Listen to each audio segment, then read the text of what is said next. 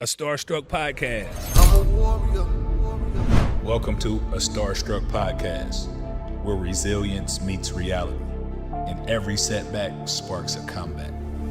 When I jumped, my kneecap literally broke in half. Ended up finding out, tore my ACL. I tear my ACL at my highest point up to this point. I took a wrong step, hurt my knee. My ankle was turned the complete wrong direction. Because I have Tourette syndrome. That season propelled me to being first-round draft pick. Our podcast dives deep into the untold stories of athletes who've battled career-threatening injuries, adversity, addiction. The alcohol at the time wasn't helping my rehab process. What if this is happening because it's helping me further down the line, as you explained? That perspective shift really helped me a lot. Depression, ego, and financial struggle. Having a support system, that was huge for me. No, man, I've come too far to let this be my story. Always work hard, always prepare, and you never know when it's going to be your time to shine. Got at 10 o'clock at night, all right, I'm there. When Tamika Catchings went down with an Achilles tendon injury last season, Carlos Knox played a major role in her rehabilitation. Having nurse support, and then, of course, having you. And came out stronger. A Starstruck Podcast, hosted by Carlos Knox. Starstruck Podcast, back at it once again. Got the Lord with us. Those are some powerful, powerful, powerful lyrics. I'm sitting here with my main man, Mr. YPJ, pastor here at in South Bend, Indiana. I mean, I can't say enough about how this guy has opened his arms to me, and just, me and my family, we've been able to just create an amazing relationship with you as well as the church. But before I let him speak, I have to give his accolades because this is my guy right here. So this guy is a Grammy-nominated gospel artist. Man. Yes, man. He plays the piano at an extreme level. It's every time I come to church, I enjoy him singing and playing. He's an author, Intentionally Random. Yes, sir. Yes, sir. And then we have him as obviously a motivational speaker, and he's joined so many different teams when it came to making grand appearances in the NFL with the Tennessee Titans as well as the Vegas Raiders. Yeah. Yes. So, I mean, we don't have enough time to really talk about everything he's done, but I want to make sure that, again, we acknowledge the fact that this is a great, great, great man sitting in front of us. So, YPJ, welcome, man. Man, welcome. Los, I appreciate you having me on the pod. I am completely blown away by what you're doing. I was teasing one of your friends. I said, I was watching Los's pod. This dude knows everybody. There's like no limit to the diversity of people that you've been in contact with, man. That's a blessing, man. So I'm glad to be here, brother. I appreciate it, man. I appreciate it. So now I can add one to my list. Yeah. No, the reason I say that is because everywhere I go, your name is so highly respected. Oh, wow. Just across the world, man. And we be in a lot of places. So, I talk about, my pastor in South Bend, and as soon as I bring your name up, it's joyous conversation. Wow. So, man, that means a lot, brother. I'm just always trying to do my very best to represent not only our city, but God and my family in a way that demonstrates a level of integrity that people would be proud to be associated with me, man. So I really appreciate that, brother. Absolutely. Absolutely. So how, being from South Bend, I've been in Indianapolis and Dayton for the majority of my developmental years, but coming into South Bend, it's always just a warm, refreshing feeling being on Notre Dame's campus and being a part of everything that's going on at Notre Dame. So again, man, I was very, very pleased just to meet you and talk to you and meet your family. Yeah. But coming up in South Bend, man, talk to me about it. How was it for you? South Bend has changed a lot, but obviously the city predominantly focuses on the energy that Notre Dame University brings. Mm-hmm. And clearly the women's basketball program, the men's basketball programs are very important, but South Bend is all about that Notre Dame football team. And so we grew up in an environment where we weren't really known for anything but Notre Dame, but because of the university's notoriety and universal international celebration, people knew South Bend, Indiana. So when we would travel, immediately they would say, man, where are you from? I'm from Indiana. They associate you with Indianapolis. Yes, You'd be like, no, I'm from South Bend. Where's that? Notre Dame. Right. Oh, exactly. So growing up in that environment, I think we were kind of forced into some kind of sport because this is the basketball state. So I wasn't really into football. I went out for football one time and I got hit. and I realized that wasn't for me. So I grew up loving basketball. Magic Johnson was my favorite player. If we ever do a Mount Rushmore, he is definitely one of my GOATs. For sure. So I observed the game, loved the game. Between music and basketball, man, that's where I predominantly placed most of my time and my energy. I was pretty good at basketball. I won a lot of awards in elementary school, middle school, got to high school, discovered girls, and decided I didn't want to do any more running up and down stairs. And so, but man, it's been a blessing raised by two parents, my mother and my father. My father's been a pastor ever since I was a young man. Healthy community. I was blessed to be raised in the inner city. I always tell people that, you know, we didn't have everything, but the stability, the love, and our faith was absolutely responsible for making me the man that I am. So, man, South Bend has been good to me. A lot of people have always asked me, are you ever going to leave? I don't have any plans to leave, but I've been fortunate not only to be raised in this dynamic community, but I feel now I've had the opportunity to contribute and give back for all that has been for me. So, that's great. Yeah. That's great. I talked a little about a star being struck. What is your star-struck moment? Like one of, I mean, I'm sure you have a few, but give us a good one. Give us a deep one. Man, I got several starstruck moments that we would be here for 3 years to have that conversation. I think by far, we got time. By far the most challenging situation I ever went through was my divorce. Okay. I got married at a very young age. I was 24 years old, not very knowledgeable about relationship longevity, did not understand relationship, love interpretation, language. I understood that love was possible because I had a great relationship in front of me with my parents. But as you know, back in the day, there wasn't a lot of conversation about how, as much as it was just you saw what people did. And especially in African-American communities, there was a lot of secrecy. So you really couldn't go to people and say, well, how do you get through this or how do you do that? Because everything was kind of secluded and private, which is, you know, that was just the nature of the culture. But I knew as a young Christian male who was trying my best to have a moral standard, I didn't want to be out here in promiscuity and running through girls. So I wanted to get married. I wanted to have the same thing that my parents had. And my parents did try to advise me and let me know I was a little too young. But ambition can be blinding and deafening, especially when you think you're in love. And so I kind of looked beyond the advice that was given. And not to say that she was bad. The reality of it was neither one of us were mature enough and ready to go into a covenant of that magnitude. And so I always tell people this, you can have two good people that are bad for each other. And sometimes we look at a bad relationship and assume that someone is the villain when the truth is these are both heroic individuals that just don't fit the same story. And so we got married. Long story short, it did not work out. And at the age of 33 years old, it eventually came to a dissolution and we got a divorce. Now, by this time, Los, I'm the senior pastor of a thriving church. God is beginning to expand my name. I'm traveling the country in some parts of the world. I have been nominated for a Grammy. I have BMI awards. I'm receiving all of these accolades. And so the light is on me. And that's what most people think about when they say starstruck. The assumption is being mesmerized by coming in contact with somebody who's a celebrity. But what they don't understand is when you're under the lights, those lights are hot. And it exposes everything that's happening in your life. You are on display. And in that time frame, and this has, man, been 15, 16 years ago, in that time frame, you have to consider the fact that when everything began, this is a time where pastors getting a divorce is the end of your ministry. There was really no reconciliation of reputation. They immediately would accuse you of things even if you didn't do it. And my situation was simply irreconcilable differences that we just could not get beyond. There was no infidelity. There was no domestic situation, but we just could not get beyond it. And the judgmental nature of humanity is a refusal to accept that sometimes things just don't work out. And so you're supposed to be a pastor. You should have more faith. It wasn't a faith issue. And so the relationship went through its dissolution. And man, I just felt like my life was over. I pretty much gave everything over to her. I didn't want to go through a loud, messy situation, so I relinquished everything. I had nowhere to live. I didn't have any money. I was making sure her and the family were good, and I was living at the church.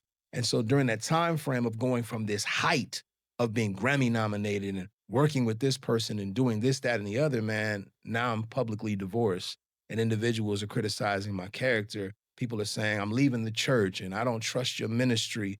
I felt like I had been abandoned because these are the same people that when they were going through situations, I was there for them. Of course. And I saw the humanity of it all, man. And I remember going to my father and my mother, and I was like, man, I don't know how I'm going to make it through this situation. And honestly, man, the level of depression that I was dealing with, Los, is when I had a greater level of empathy for suicidal people, because the mind can become so cloudy and become so contaminated by the negativity of voices around you that you can honestly begin to consider death being more of an option than just trying to live through it. And so, man, I would have the most horrendous and evil thoughts that I never thought I would deal with. And I went to my parents and I spoke to them, and they had to remind me, God hasn't changed his mind about you. He knew exactly what you would go through. He knew exactly where you would be. And even though this is a challenging season, it's not the defining moment of your life. And so that, man, was by far one of the most difficult time frames I had to endure. But now when I look back on it, whereas I did not desire to go through that, I see how God can use even the worst situation to mold you and refine you to be a testimony so that other people can survive. And I've been able to use that ministry not only to have empathy, sympathy, and a greater level of understanding of the human experience. I try my best to lead and give the information that I wish I would have had, which is why I'm so candid when I speak. People are like, man, you so blunt and you so... It's because I think we oftentimes need a blunt conversation because you don't know what people are going through in that congregation. So that was my starstruck moment that changed me forever. And I honestly, man, believe that I'm a better person because of it. I have nothing but love for her. There's nothing but forgiveness across the board. There's peace in my life.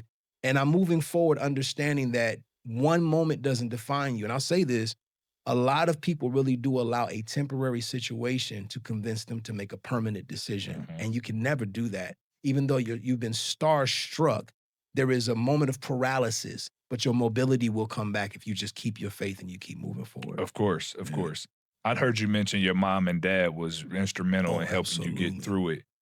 Did you have any other, influences that brought to the table some great advice for you in that time? I mean, because I talk to a lot of different people that are, in those situations, divorce. Oh, yeah. I mean, whatever it may be. That's why, when you talk about the title, A Starstruck, it's so many different things. I mean, it could be a man that, fell off a ladder at his home and now can no longer provide for his family. Yes. So I like to bring that part. I love your story. I mean, absolutely love your story and the way you deliver it. My interest level is for people to really understand how to depict what you have in you. Yeah. And how you got through it. So follow me real quick. Yeah. It is a person right now that is going through that same heartache of divorce. Absolutely. I'm talking about right now. And he's in and he or she is in the preliminary stages and have no idea. I say that because I've talked to people like that. For sure. And you hear them. I experienced a divorce myself.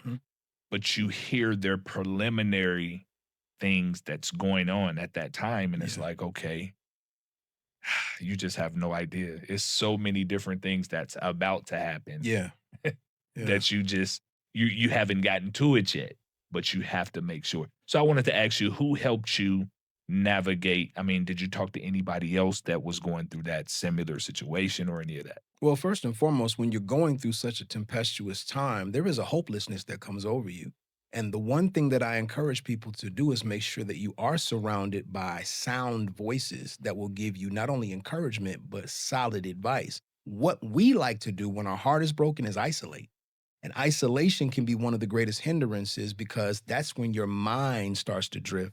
And they always say it, the idle mind is the devil's dartboard. It's when you start to have these intrusive and invading thoughts that life will never get better. So you constantly need people around you that will not only allow you to download your feelings, but hold you accountable during your darkest hours, because divorce is a very dark place. And so for me, man, I was blessed not only to have my immediate parents and my family, but I had great friends that were around me as well, because they knew how easily I could have drifted off into toxic coping mechanisms, which is what most people will do.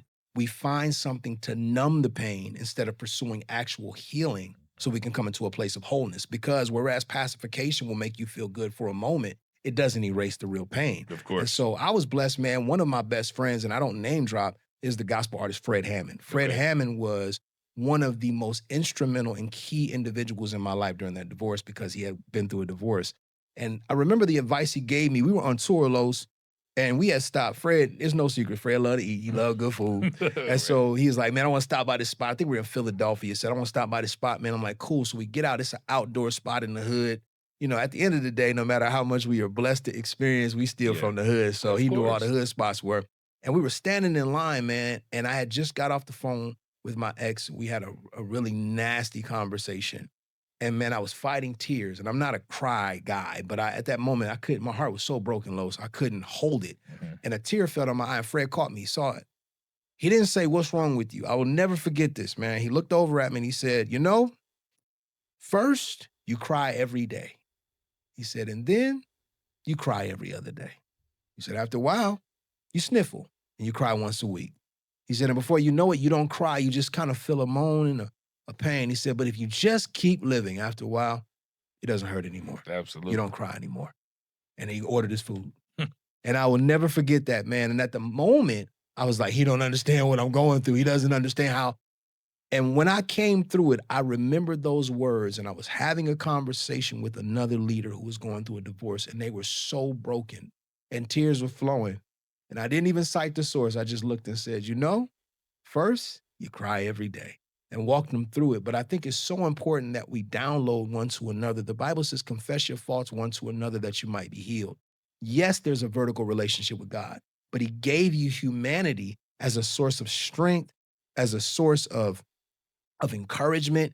The Bible is very clear that in the multitude of counsel, there is safety. And a lot of times we don't understand the importance of community. So when you have those moments of darkness, man, you need conversations that will help you get through it. And you need to be extremely honest with how you feel. We have this tendency of trying to mask the truth. "How you doing today, man?" I'm good. Too blessed to be stressed." No, you're lying. You need to tell the truth. "I hate this person. I hope they die. I'm mad. I'm disappointed. I No, feel that's like," real. And That's when real. you are able to vent those feelings, now we can discuss those feelings so we can get that stuff out of you and see you fully recover. And man, anytime I've ever talked to a person that's gone through not only divorce, but any dark moment, as you said, where they feel like life is over, life may go in a different direction, but it's never over until you just say, "I give up." And that's not God's will for your life. It's always to accept there's a different direction. I look at you, man, I had no idea the accolades and all that you've accomplished as an athlete. And now I look at you, man, and I'm like, this dude is one of the most phenomenal coaches. You came to the University of Notre Dame and shifted the whole program. And Coach Ivy will tell anybody that. Coach Lowe's has had a major impact on the development of our players. You've coached everywhere, but now the city of South Bend is benefiting from you, even though you went through a horrendous ACL injury. Yes. You had your mindset to do one thing. It didn't go that way, but God said, "I've got you on a different path." And if we can get people to understand that sometimes during the starstruck moment, it feels like it's not going to work out. But if you just keep living and you surround yourself with the right community, you will get through it. Man, I am so happy that you, and first of all, thank you. I appreciate that. I Yeah. appreciate the flowers. But I was gonna say, even as we talk about this divorce, Yeah. and you know, just relating it to every single incident in life, like we talk about my ACL, we talk about this platform representing athletes that go through things, Yeah. okay? And this is the spot. This is where you come to get the healing. This is where you Yes. try to get the information to move forward. And in athletics, I mean, you have to have that thick skin. You have Yeah, to learn yeah. how to move. So when you spoke about that, I could just implement, take out divorce, put in ACL or Yes. major injury. Yes. Because like you talked about, I've laid there and I've cried the first day. Yeah. Yeah. First week, Yeah. it's, you know, for second week, I'm sniffling. The third, and then at some point, it's like, you know what? I got to get up. Dry your eyes. I got to get up. I got to dry Yeah, my eyes. yeah. And that's why I say it's so important for you to have, you know, people that can talk to you and talk you through it that has experienced it. And I do it every day. I talk to a lot of players that's injured, but I was once that player that was injured. Yeah. And now it's just so beautiful for me to talk about this particular subject with you from Yeah. a divorce standpoint, Sure. because I felt every emotion that you felt, and people need to know that it is light at the end of the tunnel. Absolutely. And I'm gonna tell you something, man. You really do need people like yourself with a testimony of overcoming, because when you're in that moment, you will have this very dark conception of life and your future, where it's like, what do I do now? Especially if all of your dreams and your aspirations were in one direction and it's suddenly interrupted. Now you're like, what do I do now? And it's so important to have those who have been down that path to speak into your life and say, I understand how you feel. Now, I may not know in specificity every emotion you're going through because they're yours, but I do have a relatability because I myself know what it feels like to be hopeless momentarily. And if you look at my life, I have a beautiful wife, I have beautiful children, I've moved forward, I'm in a professional career. I might not be on the court shooting the ball, but I'm responsible for those who are on the court shooting the ball. Of course. The same amount of thousands of people that I used to shoot in front of, now I coach in front of. So I'm traveling the world still doing what I love, just not the same way I thought I was going to do it. I mean, I really wanted to be a rapper. I wanted to rap. I wanted to be on stage in front of thousands, spitting my verses. Well, now I'm standing in front of thousands giving his verses. So it's different, but it's still what God called me to do. In the dynamic of what I always wanted to do, which was stand in front of people. He just took me in a different direction. And so a lot of times we think that this is how it's supposed to be. And God is like, no, this is a part of the journey that's going to get you where I have you to go. Los, as much as you've achieved, we still don't know what God has for you in the next 10 years. We still don't know the end game. And as we continue to journey through it, we discover that, okay, he always had a plan. So I'm always trying to keep young men and young women encouraged when they have those moments, or even older men and older women when they have those moments and they feel like, this is it. I'm like, no, you're going in a different direction now and everything is going to work out Of in course. your favor. Of course. Yeah. Now, we've been able to establish a good friendship as well. For sure. So we've talked about some things that, are a little different. And I just want you to kind of speak on, we talked about weight before. We talked about another one of your starstruck moments, just being, kind of overweight and for health reasons, to give the world some of the things that you went through. Yes. Just to kind of, sum it up, because there's a lot of different people going through things on that level as well. Absolutely. The problem with the health issue is people will measure you based on what they consider unhealthy. And so if you looked at me, I was at about 230 and I didn't wear my weight bad. Plus I know how to dress. So people were like, oh, you're not unhealthy. You're fine. You're doing great. But that was too heavy for my physical frame. And I could tell there was something wrong with me, man. And I'm gonna just be honest with you. With the traveling, and you know this, when you're on the road, you eat bad. Oh my God. Because coaching basketball is, I've watched you guys and y'all schedule. Y'all trying to eat salads on the plane, but can you really do that all the time? You land, you gotta eat some Canes and you gotta eat some Burger King. After a while, man, that catches up to you. And I was really having a hard time getting rid of the weight because when I went through my divorce, one of my toxic coping mechanisms was eating. There are those, oh, I lost my appetite. I have never lost my appetite. Let me tell you something. I always tell people I was crying, but I was eating Popeyes. I was eating Popeyes. Pass me the biscuits and a tissue. But I had an issue with it, man, and it became a toxic coping mechanism for me, and I began to gain unnecessary weight. And I realized in that moment that I was dealing with gluttony. Now, the thing that most people assume is gluttony is just overeating. It's not. It means reckless indulgence. That means when you put your energy toward anything that controls you, it can be a gluttonous form. If you toxically gamble, it becomes gluttonous. If you toxically binge watch television, it can become gluttonous if you're trying to cope in a toxic way. And so, man, I was going down a dark path. And one day I looked in the mirror and I didn't care what people said. I knew what I saw. I said, man, this isn't me. This isn't who I am. My joints hurt. I'm too young for my knees to be hurting. I was out preaching in New York and I was rubbing my knees before I had to get up and minister. And one of the pastors, he looked at me, he said, man, you're too young to be rubbing your knees like that right now. And I said, you know what, he's right. And I realized it was inflammation. And so, man, I just started to make some changes. My brother, who's a fitness trainer, was like, man, if you try to go cold turkey, you're probably going to fail. He said, I want you to start operating in moderation and making some small changes and decisions. And man, honestly, initially, when it doesn't look like anything is happening, it's very discouraging. But what you don't realize is as you begin to make progress and make adjustments and you change habits, there's always a transformation taking place. It's just not always externally visible. Of course. And that's what I teach people. You have to get beyond the season of unseen results because the results are happening. You just can't see it. And so, man, I started changing my eating, started working out more, started going in our gym, shooting a little shot here and there, just trying to get in the habit of being more recreational. And slowly but surely, I started to see a change and a difference in my physique and in the way I felt, the way I was sleeping, et cetera. And man, it's changed my life for good to the degree that I was laughing. I love boxing. That's one of my favorite sports. And I used to always laugh at boxers that'd be like, man, I'm I'm in the 235 weight class, and this dude is 240. I can't fight him. And I'm like, what's 5 pounds? What's 5 pounds? But when you really start to lose weight and get in shape, you can feel your pounds. Absolutely. It's like, I can feel 3 pounds. I can feel 2 pounds. And so, man, it's been a blessing for mental clarity. It's been a blessing for my physical longevity, but also I think it's very challenging for me as a leader to teach discipline if I myself am not demonstrating discipline. Of course. And so it's impacted our church in a great way, watching me make these shifts and these changes where a lot of people felt like it wasn't needed. I knew it was needed.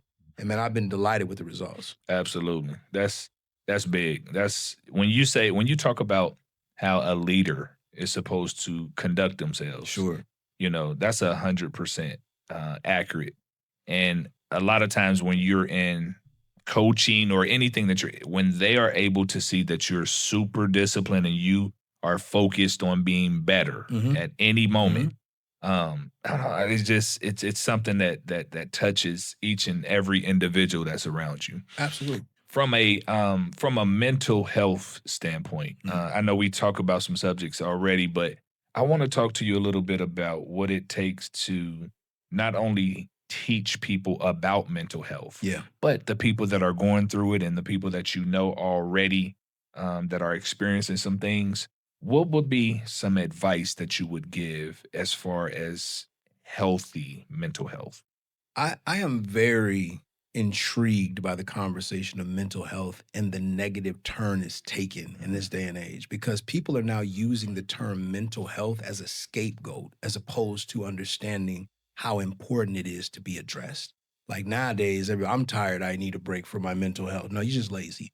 Or I don't want to work hard at practice, I need a mental health break. No, you're just being ridiculous because you don't like the scheme we ran, and it doesn't make you the center of attention. There's so many dynamics that people are utilizing that term mental health as a scapegoat. But what we don't understand is there's a major difference between a mental health issue and mental illness. There's a lot of people out here dealing with mental illness. There's something physically wrong with their brain. There's something wrong with their mindset. But there are a lot of people that are just exhausted. They're fatigued, and their mental health or stability as far as their emotions, that's what it speaks to, is just off because they need rest. They need an opportunity to properly vent their frustrations. There's a lot of people walking around right now, so suppressed and bottled up that they are wondering why they can't function. Their cognitive abilities are off. Their comprehension is off. Is because they're about to implode or explode based on the suppression that's taking place in their lives. And that's a real mental health issue.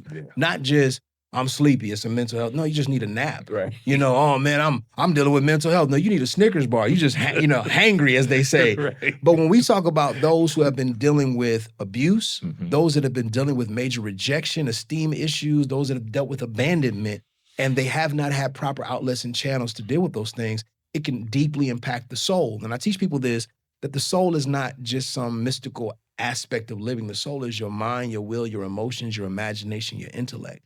When your soul is off, that means my imagination is going crazy. My intellect is not where it should be. My emotions are off. And that's where we get a mental health scare, where something is just wrong. When your behavior is out of character, when you start to look to do things that are completely contrary to your usual makeup, when you can't get out of bed and you literally feel there is something wrong with me, now we need to address it. We need to say, okay, this is a consistent thing that needs to be addressed. And much of it can be resolved with counseling. Much of it can be resolved with conversations that address suppressed areas that need to be dealt with. But some of it really is medical, and we need to take the opportunity to have those conversations as well. But for me as a man of faith, I genuinely believe a lot of people are dealing with mental health because of their refusal to accept that this is bigger than us, that we need divine assistance. We need faith in God. We need community that, as I said earlier, can not only hold us accountable, but recognize when something is wrong and say, hey, man, let's address this before it gets too bad. Because if I let something sit and I let something lie dormant long enough, it will adjust my character for the worse. Of course. And that's not the goal. And so for me, man, I'm very big on discussing topical sermons. And I know people don't like that. They're like, I like expository preaching where it's all about this. But I know that both components are very necessary. An expository approach where we take scripture and properly dissect. But topical meaning that we address the things that people are dealing with. That's important. There are those that are going through mental health scares because of relationship dissolution. They're going through mental health scares because maybe their child is out of control and they don't know what to do, and it's impacting them in a very negative way. And so we got to talk about these things. Of course. And let them know, number one, you're not crazy. We always do that to people. Oh, if I say something's wrong with my mental health, he crazy. Especially growing up. If you said you went to a therapist in the Black community, you was nuts. It was something wrong with you. Absolutely. And I need people to understand mental illness means there is something psychologically off about the brain. The same way the kidneys can go bad, the same way the lungs can go bad, the brain can go bad. Of course. But most people aren't dealing with mental illness. They're just having a mental breakdown. The soul is off. The mental health is off. And we got to make sure that we properly diagnose it and that we do our best to find out what's going to be the resolve that'll help them. Of course. All right, so just, I mean, that's interesting to understand the dynamics of South Bend. Because again, we've mentioned South Bend everywhere we've gone to other cities, and it's just respect. Absolutely, Notre Dame brings that. For sure. But, some of the I don't know, the secret crevices that I found out about South Bend. Yeah. And, your church is definitely one of them. It was one of those things that my wife and I talked about and said, you know what? This is what we've been looking for, a church home. And, obviously I got to apologize to you because I haven't been consistently, but my schedule. When you have members that are involved in high-level professional fields, it doesn't surprise me at all to see them occasionally, which is why I think Faith Alive is such a unique ministry, because we don't harp on people like that. Of course. My thing is this: you are the church. You're not just a part of a church, you're an extension of it. And so as you travel, as you influence these young ladies and young men, and even with the podcast, this to me is the demonstration of the church. So whenever I get a chance to see y'all, man, I'm just happy to see y'all, man. Absolutely. I mean that. And the shouts out. When we come in, man, you do such a great job of acknowledging us, putting us in a good position in there. And so, always. Just much appreciated. Man, always, for man. Sure. Absolutely. So I heard you say basketball and football. All right. So did you get a chance to play in high school at all? In high school, it was a tricky situation. I really did enjoy the game. And honestly, when I say it, people laugh about it, but basketball came very naturally to me. Okay. It just did. I understood the dynamics of it. They still talk about my form to this day. But I was lazy. In a good way or in bad? a good way. Okay. They used to always talk about how I had great form. I could shoot, I could dribble, I had a handle. I was fascinated with ball handling, all the way from Rod Strickland to Tim Hardaway. There were different players that I would watch, and I was just fascinated with the game. Like I said, Magic was my favorite player, just the no-look, but I did not want to practice. I enjoyed street ball. I was laughing the other day. I don't really see kids playing on the concrete anymore. Wow. I know you're a trainer, so a lot of people have trainers now, but our training was going to different courts and playing against people, and that was what I really enjoyed, man. But as time went on and I went through middle school and elementary school, I noticed when we got to high school, it was a little more political. It wasn't necessarily always about who was the best player as much as it was who does the coach like. And so I was like, I don't know if I want to do this, because I already don't like to practice. I already don't have the stick-to-itiveness to go forward and give my best effort. I just want to hoop.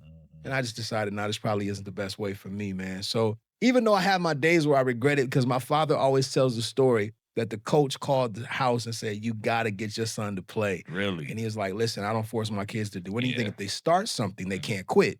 But if they don't start it, I won't force them. So it didn't work out. But God had another plan for me. Absolutely. That's why I wanted to, that takes me to the next question. So God having another plan, when did you really understand that that's what you wanted to do, get into ministry? Man, that wasn't the primary goal. Initially, Los, I was very much into my music and my music only. Okay. That was another deterrent for me when it came to removing myself from athletics. I was always musically gifted. I was never formally trained as a child. Initially, it was just by ear. It's a part of our family. My mother plays, my uncles play, my brother's a phenomenal musician. My sister's a phenomenal musician. My sister, Kara, most people don't know she's a dynamic singer and writer. So music has just been a part of our family, and I was really into hip-hop. So the hip-hop scene it literally engulfed me to the degree, man, that I wanted to make music, I wanted to rap, I wanted to be a part of that scene. And this is back in the 90s, so I was into every coast. I was in the West Coast, East Coast, down South. I'm listening to 8 Ball, MJG. I'm listening to Spice One, but I'm also listening to Wu-Tang Clan and Black Moon. Then I'm going to the South, listening to Outkast, just enjoying all of it. And so that became my primary focus, to the degree that in high school and I gotta tell my dad, I'm sorry for this. We used to make tapes in our basement. My dad gave me a lot of the church's old equipment. Okay. And my brother and I built a studio. And we would make these mixtapes back in the 90s, man. And we would take the church's duplicator and some of the tapes that they were supposed to be utilizing to sell sermons. And we was putting our mixtapes together, man. And we was selling records for $5 and people were actually buying them. Really? And I would hear my friends who were highly critical, because nobody that you're close to is gonna lie to you. Back then, they gonna crack on you, they gonna make fun of you. Oh my God. And they would be like, man, some of this stuff is kind of good. So when I got the approval of my friends, I knew in that moment I could actually pursue this music thing and maybe get some love doing it. And the Lord blessed me, man. I didn't initially go out in a secular way. Because I could play piano, I got the opportunity to play for a lot of gospel artists and ended up doing some tours, et cetera, man. And it just became something that I really wanted to pursue. But at the age of 18, I moved to St. Louis, Missouri, just for a little while to live with my aunt and my uncle. And while I was there, man, my whole hope was, my brother had moved to New York. He was doing hip hop in New York. He actually had some major success out there. I wanted at some point to connect with my brother. I make the beats, he rap, we're gonna do our thing. And while I was in St. Louis, Los, I was at my aunt's house and I was asleep in the basement. I'll never forget this, man. And I had a divine visitation. And when you talk about that, most people assume, oh, that's super duper weird. But because I saw the manifestation of it and I saw everything that in that moment was revealed to me has come to pass in my life, I know for sure it was a divine visitation. And in that moment, I heard a voice say to me, you will preach to the nations and stand in front of thousands and declare my gospel. At the time, I didn't want nothing to do with that. Of course. So I'm like, what? So I ended up coming back home with the intentions of going back to St. Louis. I wanted to move to St. Louis. And I shared with my dad what had happened to me. I said, Dad, I feel like something's calling me. And he said, son, I've always known you had a call in your life, but I needed you to accept it. And man, from that point forward, bro, I had a conviction and I stuck with it and it began to evolve and slowly but surely manifest into what I'm doing right now. And how old were you? I was 18 when I got the initial visitation. Around 19, 20 is when I started to kind of dib and dab in it, doing youth ministry. We had young people at our church that kind of felt like they were misplaced. They would be a part of the church. Church was always growing and thriving. And one Wednesday, I asked my father, I said, Dad, I was probably 19 years old. So you think it'd be all right if I take some of the young people over into our Sunday school side and just talk to them? And it was on a Wednesday, it's probably 13 or 14 of them. And we went over, man, and I asked them, I said, what do you guys want to talk about? And they just started to share with me some of the things they were dealing with. This is back in, like I said, the late 90s, early 2000s. So talking about the different pressures they deal with. And so we would have these dialogues and conversations. Man, it started with 13 kids. Within a year, it grew to about 150 kids. Within 2 years, we had about 300 teenagers that were coming. And so from that point forward, I knew, okay, there's something to this. And my dad was like, son, you got a call on your life to lead these young people. And I became the youth pastor at 20 years old, 2021. And that was how the whole ordeal started with me doing ministry with teenagers. See, that is incredible. Yeah, man. But it's one thing that I want to talk about that's very important. So I know you know about this. When you run into athletes, you run into people that have athletic careers and have success. Sure. They try to relate athletes as like wannabe rappers or want to jump into it. We know about that. We know about how people perceive that. But the honest assessment of it, especially what you're talking about from an athletic standpoint, you're able to gather people. Because I'm listening to your story. Yeah. And I'm listening how people were able to gravitate towards your vision and your calling.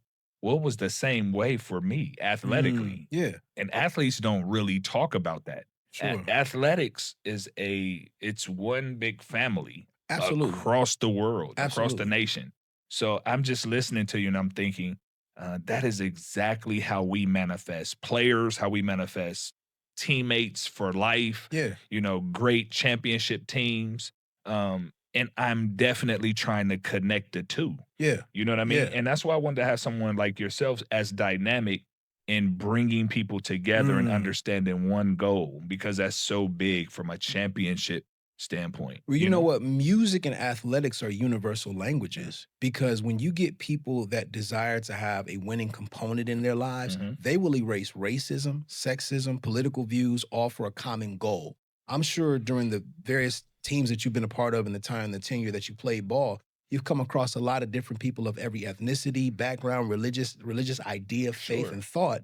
But when that ball went up in the air, none of that mattered. It was on. We all have to be on the same page. We're teammates. And so that collaboration can honestly be a healing component for people who may have had misconceptions and prejudices and ideas that were passed on to them, maybe from family members, et cetera, and then they're able to come into different environments and watch athletics pull those walls down. And I've seen that on a continual basis, even with music. Like I said, it's a universal language to whereas you can go to Japan and people who don't even speak English can rap every lyric of the Wu-Tang Clan song. Or traveling with Fred Hammond, traveling with Donnie McClurkin and Hezekiah Walker, I've seen us go to different cities and venues where the people didn't know the language, but they knew the song. Of course. So that level of agreement that can take place simply by us being a part of these universal languages of athletics and music is a powerful component to the healing of our nations. And people downplay it a lot of times. They'd be like, man, athletics is not real. No, there are people who work stressful 9-to-5 jobs every single day. They live in environments that are less than favorable.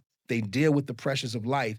And sometimes the only escape they have is coming to watch you play ball for a couple of hours or being a fan of a team that brings them all together. Right now, in the state of Indiana, which is considered by many one of the most racist states in our United States, people are on the same page cheering for the Pacers, hoping for the best because they want to see a championship come to their city. Of course. Oklahoma City's dealing with the same thing. There's a lot of quote-unquote racism that not only is present, but historically has taken place.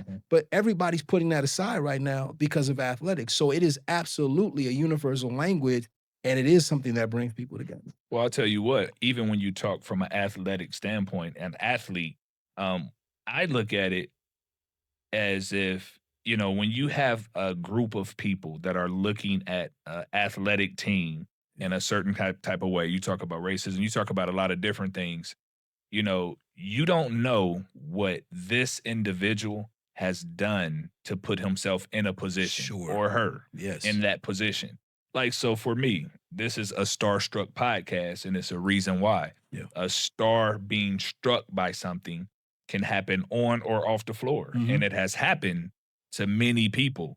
So my thing is, as an athlete, when you're an athlete and something happens to you, and you are faced with resilience or adversity that you cannot you can't overlook it. It's staring you in the face. You know, it's so important that you understand that I was on the basketball court at a very young age, 10, 11 years old, where, you know, I had some things going on at the house. I had some things going on. And this was the love that brought me to a specific point, a specific spot in my life to where, you know, I could feel good about myself. I could try to enhance the opportunities that I had around me so that, you know, I could be a productive citizen. Yes. But people overlook that part. They just look at it as a game. Yeah. And you kind of look at an athlete and say, well, you know, what are the real thoughts on that? Is it really something that drives you, or is it just a game that you're playing? So you have to be careful when you talk about that, because you can't offend people's I don't know, just what they grew up on and what has molded them into the people that they are. Yeah, man, there's a lot of people that don't understand the dynamic of generational wealth transference. There are some people that, because of this ball, have had the opportunity to change the dynamic of their entire family and bloodline. There are others that have received the opportunity to travel all over the world because of a ball. There are those that were probably on the verge of being incarcerated or even worse. And because of athletics, they were brought out of that situation. So to downplay it and be passive is absolutely absurd. We all have a different path. And I was laughing to myself the other day. I said, as much as people want to downplay certain positions in life and make one thing better than the other, everything has its place. So you may have a person that celebrates an individual for being a physician that is highly accomplished. And we need doctors, but we need a trash man just as much as we need doctors. As a matter of fact, we probably need the trash man more. Because if I was to say, who do you want to see, your garbage man or your doctor? You really want to see your garbage man. You hope not to need to go to your doctor outside of a regular routine checkup. So he's important. The dentist is important, but so is the person that makes your food that allows you to be able to eat and have sustenance. So athletics has its place because, as you said, there are so many people who don't know the history or the story behind a person's process. And the fact that there are those who have low self-esteem, but on that court, they felt like they were somebody. There were those who didn't have parental figures that supported them or family members that supported them, but they found family in athletics. They found affirmation in those moments. So I've learned, man, that if it's not immorally disruptive or it's not wrong, I pretty much celebrate everything that a person is doing. And I've learned that it all has its place. So I'm one that sees the bigger picture, and I understand that Coach Los can walk into a situation and tell a group of young men, hey, y'all need to chill out. And because they respect your journey, they'll listen before they listen to a teacher in the school. Of course. Now, maybe it shouldn't be that way, but it is what it is. But it is so what God it is. gives you that platform for that influence. Of course, of course. And speaking of that, the youth, when it comes to trying to get them to understand what it takes to be developing young people, productive citizens, again, that's what this platform represents as well. So one of the things that I learned immediately about you and your congregation is they relate to the way you deliver. And that's important. If you came to one of my practices, one of my training sessions or whatever, it's not if she can make a layup or if she can make a jumper. It's how is coach relaying the information? Yes. And that may intrigue you or it may turn you off just based on what's going on. And when I walked in and I seen the way they received you and, the way you delivered, it's in a solid way, but you keep it humanistic as well, from the minor jokes to, I like that because that's what this is about. Like this lifetime, you can't act as if I can just read a book, watch a DVD, listen to a podcast, and it's going exactly that way, man. If we can't sit and laugh and talk, and then you give me a message, then it doesn't really register. You lose me in about 5 or 10 minutes, to be honest. So how do you stay so authentic to yourself when it comes to that? Well, first and foremost, I appreciate the affirmation, my brother. I try my best to be consistent with my understanding that I'm not everybody's cup of tea. And oftentimes with people who have public platforms where they speak, they're attempting to please everyone when God didn't call me to everyone.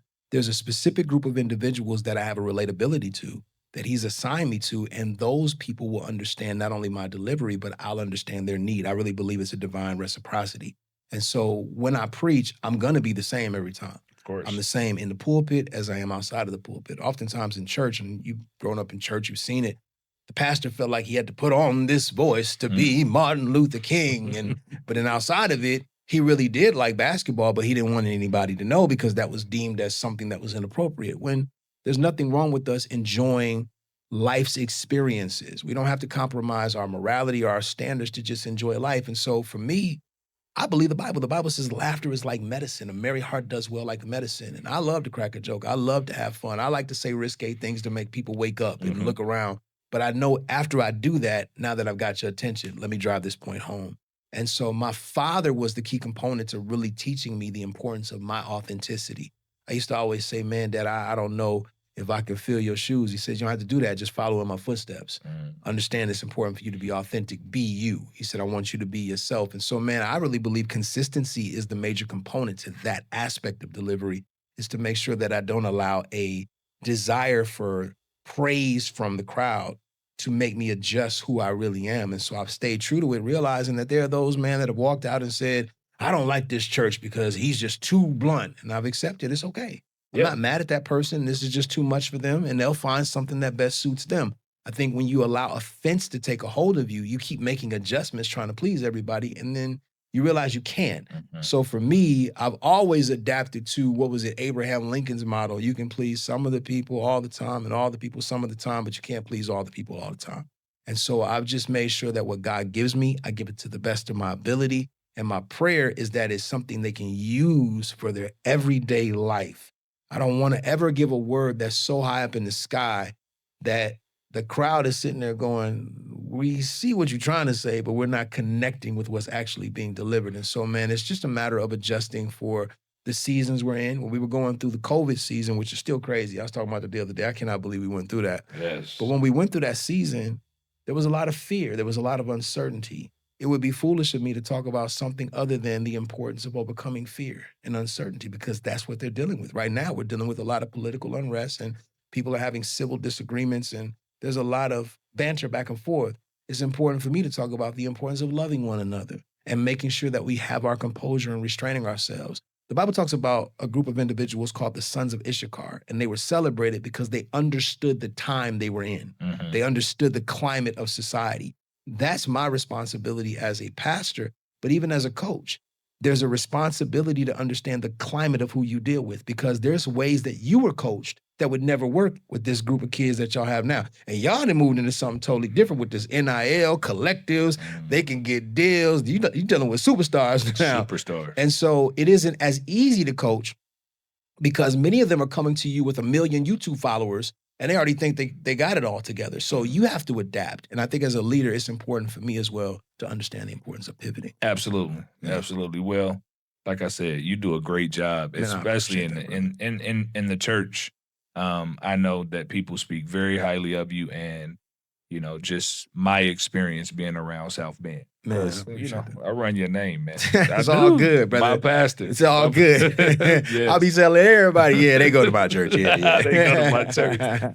But listen, man, another thing is just your support of the women's basketball team. Now, Sure. obviously, when you talk about Notre Dame, a lot of people know the women's basketball Sure. team, Sure. So for Legacy. me to come in and kind of see you and your family support us at such a high level, when did that start? Like, how did you really come to say, okay, I know football is the thing. Oh, yeah, But how for did you sure. come to say, I'm going to get into the women's basketball game? Man, this is so crazy. At the age of 18, when I did move back, I ended up working for WSBT, which is a local CBS affiliate. Okay. Turned into a videographer editor.